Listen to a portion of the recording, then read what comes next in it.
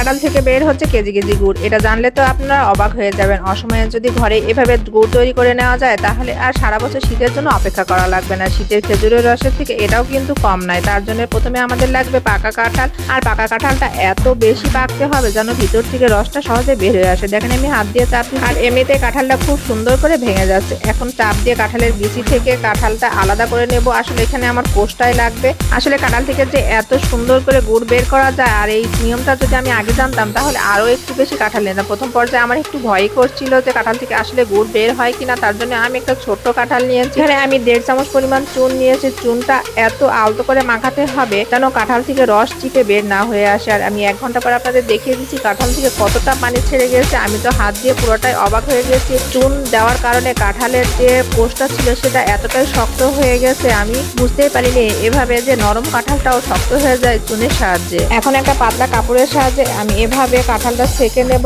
এমন ভাবে চাপ দিতে হবে ভিতরে যে ঘন রসটা থাকে সেটা যেন কাঁঠাল থেকে বের না হয়। আর এটা বের করার কিন্তু একটা টেকনিক, হাত দিয়ে চাপ দেবেন কিন্তু বেশি চাপ দিবেন না যেন ভিতর থেকে যে ঘন গোলাটা থাকে কাঁঠালের সেটা বের হলে কিন্তু গুড় তৈরি করার সময় নিচ থেকে পুড়ে যাওয়ার সম্ভাবনা থাকবে।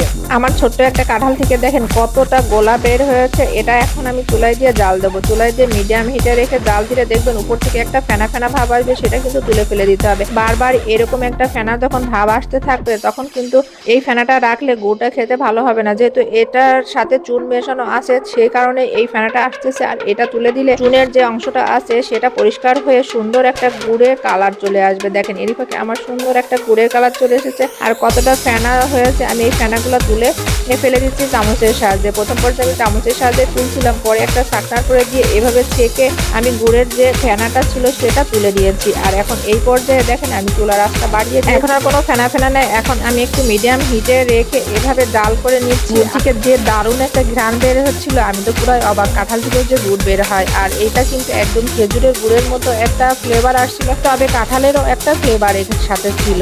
জাল দেওয়ার এই পর্যায়ে যখন দানা দানা বড় বড় ফোট চলে আসছে তখন আমি নামিয়ে নিয়েছি। আমি আসলে এটা ফার্স্ট টাইম তৈরি করেছি, আমি বুঝতেই পারিনি আর একটু জাল দিলে ঘন হতো কিনা। যারা তৈরি করেছেন তারা অবশ্যই কমেন্ট করে জানাবেন। আমি এই পর্যায়ে নামিয়ে নিয়েছি গুড়টা আর গুড়টা ঠান্ডা করা পর্যন্ত অপেক্ষা করেছি। আমাদের গ্রামের বাড়িতে আমি সবসময় দেখেছি খেজুরের গুড় এভাবে বীজ তোলে। আমিও একটু চেষ্টা করছিলাম তবে সেভাবে হয়। তবে এই গুড়টা কিন্তু জমেনি, এরকম লিকুইড আছে আর খেতেও কিন্তু দারুণ হয়েছে। এটা কিন্তু রুটির সাথে খেতেও ভালো লাগছে আর একটা গুড়ের ফ্লেভার তার সাথে কাঁঠালেরও একটা ফ্লেভার আছে, সব মিলিয়ে একটা অসাধারণ। এইভাবে লিকুইড গুড় ঘরেই তৈরি করে নিতে পারবেন কাঁঠাল দিয়ে। কাঁঠালের সিজনে একেবারেই কাঁঠাল খেতে চান না, কাঁঠাল খেতে পছন্দ করে না, তারা এভাবে গুড় তৈরি করে খাবেন, দেখবেন অনেক বেশি মজা পাবেন। এটা কিন্তু রুটি দিয়ে খেতে দারুণ লেগেছে।